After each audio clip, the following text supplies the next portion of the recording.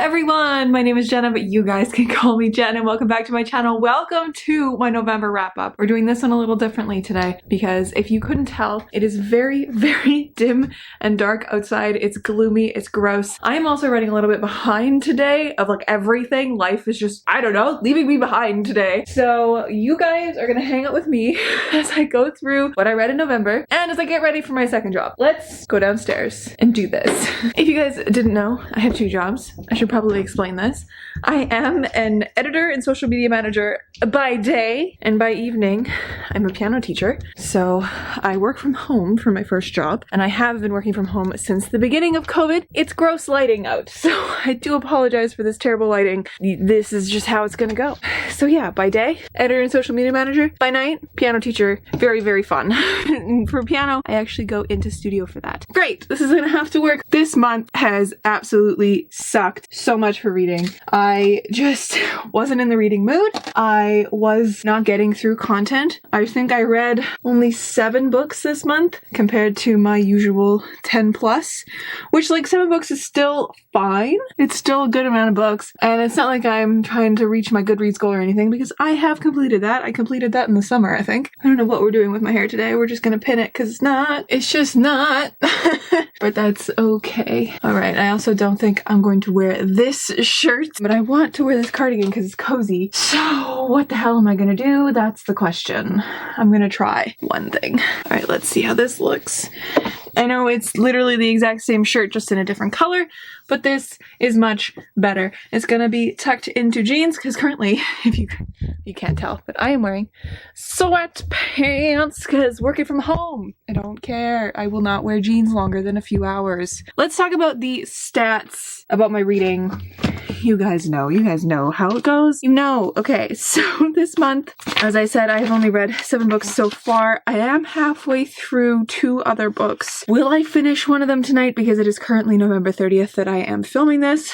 Probably not. Maybe. We don't know. If I do, I will put it on the screen when I talk about it, but we'll see. So this month, 7 books. November is just teeny tiny there in the corner, but that's okay. I did read page count wise, almost the same as like my January count, which is in the 3000s, because I did read a few like thicker fantasy books, right? So you know how it goes. This month I have read pretty like decently for ratings wise. I have 2 3 stars, 1 3.5, 2 4 stars, 2 4.5 stars, and that's it. No 5 stars or anything. And I have 1 DNF as well. So I read a YA fantasy, 2 adult fantasies, 2 sci-fis, 1 middle grade, and 1 literary fiction this month. And I DNF'd a YA sci-fi speculative thing. Let me put my life together. What should I do for makeup? I've been having like irritation in my eye on this side, so it's literally just gonna be eyebrows, which is totally fine. Totally fine. You know, it's really hard to talk and do this at the same time. I'm also super blind without my glasses, so I have to get really close to my mirror so I can see what I'm doing. I'm not an expert in any condition.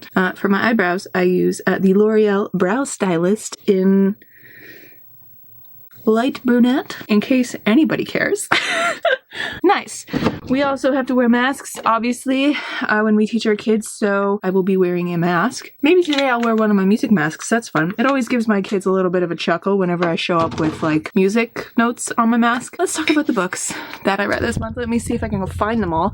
Most of them are physical copies. Okay, so welcome to the absolute chaos of my life right now. This is what happens when you're just, life gets in the way. So, okay. First book that I read in the month of November was The Great Hunt by Robert Jordan.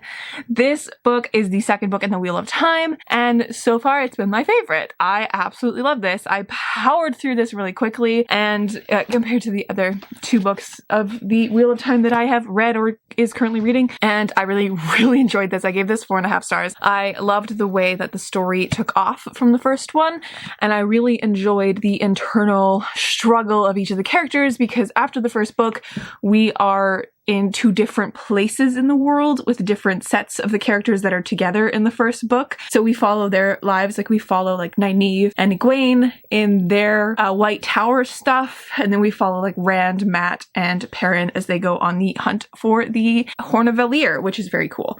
So I really enjoyed that. 4.5 stars. All right, the next book is inside my box of books right here because, you know, moving, everything's packed away. This next book I picked for book club, and it was a universal failure across the board. I think I was the one who gave it the highest rating, and I was just like very unimpressed by it. My one friend gave it 1 star. She was so mad. She ranted for a while about it at book club when we met up, which I found hilarious. Like, nobody had anything good to say about this book, which is really, really funny. I read so much fantasy, and so this book was just forgettable for me, and there wasn't anything that was blatantly bad, except for like the pacing was off, and like the story itself wasn't good. It wasn't good. And it was The Wolf and the Woodsman by Ava Reed. I originally gave this a 3 star. Upon retrospect, it's probably a 2 star, but we're gonna keep it as a 3 star because that's what it is in my cop pile. That's what it is on my Goodreads. It's whatever. It wasn't great. I don't recommend it. Quite honestly, the pacing is whack, as I said, and I don't really love the characters. I don't see their chemistry or anything. But this is a fantasy book. I think it's a standalone that follows 2 characters. It is supposed to be enemies to lovers, but they have no chemistry at all. It follows a prince who is a woodsman and a girl who is a wolf girl, pagan girl who's supposed to have magic but doesn't have magic in the classical way that her people have magic, and he comes at the beginning of the book and like takes her away. It's this whole thing. And it's got political stuff happening, but it's based off of Jewish mythology and Hungarian history, and it wasn't that good, but I am interested to see how Ava Reed's writing does progress, and I will give her another chance with her next book that's coming out. I probably won't buy it. I will probably borrow it from the library. The next one that I read was Light from Uncommon Stars by Rika Aoki. This is a book. I gave this one 4 stars, and it is compared on the flap to The Long Way to a Small Angry Planet by Becky Chambers and Good Omens. And as soon as I saw that, I was like, oh, I'm so in, because Becky Chambers writes incredibly human, realistic books, and I was very excited for this because I heard it was queer. It is lovely. It is lovely, but it is so painful. It is filled with pain and sorrow and also like found family and everything. So it follows a bunch of characters. It follows our main character, Katrina. I want to make sure her name is correct. Yes. It follows Katrina, who is a trans runaway, and she desperately just wants to be safe. That is her one goal throughout this. She also wants to make music. She wants to make her videos online with her music of her playing on the violin, different like anime music and game music and all that kind of stuff. At the beginning of this, she is basically recruited by another one of our characters, Shizuka Satomi, who is a legendary violin teacher who has only taught 6 students in the past, and she's looking for her 7th, and that is because Shizuka Satomi has been using each one of her students' souls to pay off a debt to hell, because she is the queen of hell. She is super ruthless, and each of her previous students have died or disappeared in very, very brutal ways, so that hell gets their soul after they reach fame levels of incredible musical nature. So she's searching for her 7th and her last soul in this book, and she comes across Katrina, and she picks Katrina as that last soul. So it is their story as Katrina finds safety with Shizuka Satomi, and as Shizuka finds love and safety as well in being a mother figure for Katrina and a teacher mentor figure for Katrina for sure with the music aspect of this, and then also finding love with a alien from a donut shop, because this alien family is another aspect of this, who is running a donut shop because they're part of an intergalactic bunch of refugees that made it to Earth, and they are there to basically prepare Earth for the end plague that isn't supposed to be coming for thousands and thousands of years, but it's interesting. It's interesting, and I really did like it, but I think that if you don't love music, you're gonna have probably a hard time getting through this, and if you don't understand music in any way, shape, or form. As I've said in this video, I'm a piano teacher, so music is my life, and even I had struggle sometimes because this was violin focused, and it was very heavily focused on violins and the string instrument and like the construction of string instruments, but in such a beautiful, beautiful way that I think if any one of you could pick this up and probably really enjoy it. So it is very queer, and it is very painful, as I said, because there are all of the trigger warnings for anything that can happen to transgender people and queer people. All of them. If you can think of it, it's in here. Like, it's painful. So I will warn you about that. But yeah, 4 stars for this one. And I'm glad I read it. I was expecting something a lot more lighthearted because it is pitched as like being like a Becky Chambers book. It was just pain on like every page. Next, I read Jade Fire Gold by June C.L. Tan. This is a YA fantasy that is typical YA fantasy. 2 people go on a quest and they fall in love and that kind of thing. The one character, our main character, An, has like magic powers and she ends up being like a linchpin for this world. And Altan is he's the lost heir or something to the emperor's seat in this world. And the girl's father has something to do with just the brutality of this world. It's political and it was very well written, and I ended up giving it like 3.5 stars. So it was very, very enjoyable and a very solid YA fantasy. So if you love YA fantasy and if you love this trope, this one's gonna be big. I can tell that as soon as like the TikTok people get their hands on this, they're gonna adore it and eat it up. So I do recommend this. So I've talked about 4. I think I'm gonna get my jeans on and gather some stuff and then go back upstairs and talk about the rest of the books that I read this month. So let me just clean and I'll get back to you. So while we're in my kitchen, I figured because I want to make a coffee. So please excuse the sound of the kettle in the background as that heats up. But I guess while we're here, we'll talk about my other books that I read this month. I read 3 more books this month and DNF 1. I'll talk about those, and I'll talk about also the one that I'm currently reading besides The Dragon Reborn, which is The Third Wheel of Time, which I don't think I'm gonna finish this month. That's just like half of a fantasy book to finish. I just don't have the wherewithal to do that tonight after getting home from piano. So the next book after Jade Fire Gold that I read, I was just kind of looking for an easy book to read while I was at work, and one that was more diverse and whatever, because before this, really all I had been reading were like Robert Jordan books, which aren't the most diverse. So I wanted to branch out. And so I also needed something, because whenever I read audiobooks or listen to audiobooks at work while I'm doing work, I need short audiobooks that I can finish in a day. Because if I have to go back to it the next day, I get unreasonably mad, which is my toxic trait, let's be real. So I ended up finding on my Libby app, City of the Plague God by Sarvat Chada. It's one of the Rick Riordan Presents books, and it is just heavy with Mesopotamian myth and legend, which is really cool because it's like one of the oldest civilizations of our world. So I was very ready. What I didn't clue into until I had actually started reading it was the title of the book, which City of the Plague God. This was a plague book, which hit a little bit too close to home. It was written in 2018, first written and then like worked on and published later on.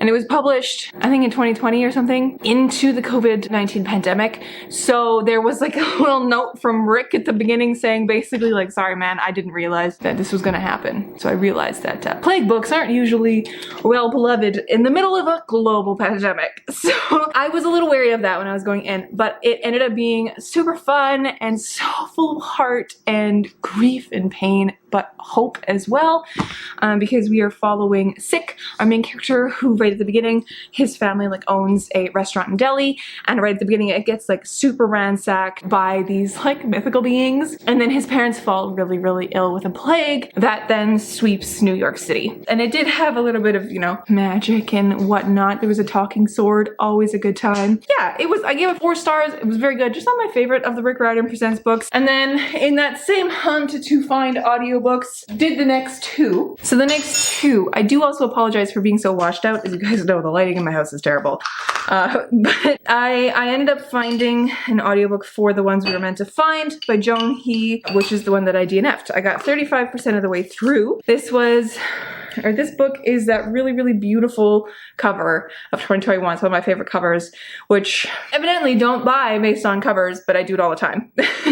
And it was just so boring. I got 35% of the way through and I was like, I don't care what happens in the story anymore. Both perspectives were boring in completely different ways. Like I just didn't care about each of the sisters. So it follows 2 sisters, one who's stranded on an island somewhere and the other who lives in a super advanced like air city. The world building was like non-existent. I had no idea what anything really was or meant. I didn't like it, and so I DNF'd it, so that's why. But then I did find on one of the audiobook sites, I think it was Audible Plus, part of that membership in Canada, you can get Johnny Appleseed by Joshua Whitehead for free along with your membership, which is quite nice because, you know, having content that you can actually listen to more than just one book with 1 credit on Audible is a better move. But Johnny Appleseed was a slice of life Canadian, Manitoba based, which is where I live, which was really weird, and I didn't realize it until I heard the word Winnipeg, and I was like, wait, no way. So it was very odd to listen to a book set where I live. Some of it at least set where I live, because most of it was set up on the Peguis reservation. And it's written by indigiqueer author. Joshua Whitehead is indigiqueer, which we love. And it was about an indigiqueer youth. And it was a lot. I'm glad I read it, but it just wasn't my cup of tea. It wasn't like what I love reading. So like the enjoyment levels were very, very, very low, but like it was a very, very well written story. So if you like slice of life, a little bit like more hard hitting looks on like the lives of Indigenous people, especially queer people in the Indigenous communities, definitely give it a read because it's very, very well written. I just didn't love it. So I gave it only 3 stars. Can't love every book you read, right? And so then the last book that I have managed to read so far in November is Gideon the Ninth by Tamsin Muir, which I have in front of me. I fucking loved this book so much. I was at the bookstore with my friends when we were doing book club, and I just was like, I'm desperate for a read that actually like sparked joy in me, because nothing that I had around me was really doing that for me. So I was like, you know what? I'm gonna pick up Gideon. This seems like a roaring good time. And it so was. I had so much fun with this book. I loved it so much. I have no idea what happened for like half of it, which is amazing because I love books like that make me just a little bit confused or a lot confused. But it was so much fun in so many different ways. Oh my god. So it follows Gideon the Ninth, who is basically just a himbo lesbian who wants the hell off of her planet. She wants out. She doesn't feel like she belongs or anything. I don't even know how to explain this book. So the Emperor needs necromancers. The 9th necromancer, the one to the 9th house, so there's 9 different houses, and each of them are like different planet kind of situations, because it is a sci-fi fantasy, which I found really, really cool. And Gideon is from the 9th one, and they are like very bone obsessed in the 9th, you know, very dedicated to their aesthetic, i.e. they paint their faces like skulls and stuff like that, which is really cool. Gideon, at the beginning of this, gets roped into basically going on this journey as a cavalier for Harrow the 9th, Harrow Hark Monogesmus, who is her like arch nemesis at the beginning of this. So it is like enemies to lovers vibes, which I really like, but it's not like super strong enemies to lovers. It's pretty, you know, very slow, and a lot of people don't even realize that it's enemies to lovers, but like it's so gay and it's so good. But yeah, it ends up being like necromancy, and something's happening where people are just dying in this place that they go to, which is, you know, not good. Something's happening, so it like ends up being a little bit like murder mystery-esque. I really bloody enjoyed the chaos that was Gideon the Ninth, and I gave it 4.5 stars. I love it so much, and it's gonna be talked about on my channel as a almost favorite or a favorite of the year for sure. Because as we know, 2021 has been a shit reading year for me. That is it. That is all that I've read in November. It's not a lot, but I did enjoy most of what I read. Like it was a very like 3 to 4.5 star month.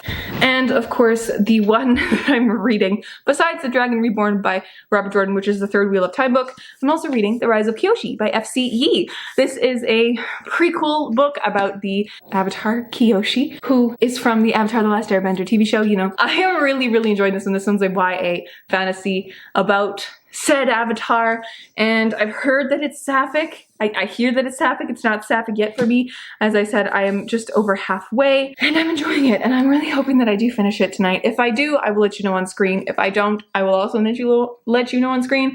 Actually, next day, Jenna popping in just to let you know, I finished The Rise of Kiyoshi last night, so this is book number 8 of November. I did it. I finished Rise of Kiyoshi and I really liked this one. I have yet to put it through cop-out. I will in just a second as I go upstairs, but I really enjoyed this, and it might just be me absolutely adoring the world of Avatar: The Last Airbender and FCE absolutely killing it in their representation of that world. I loved this. It was very, very good. And every time I think about it, I keep thinking about how being an Avatar and everything there's a lot of similarities to the show, but there's also a lot of differences, which I really, really like, in the way that the Avatar themselves is presented and how brutal they are and how they toe the line of morality. So like with Aang, he's 12, he's this cute little kid with too much responsibility on his shoulders, and he kind of just is that chaotic good that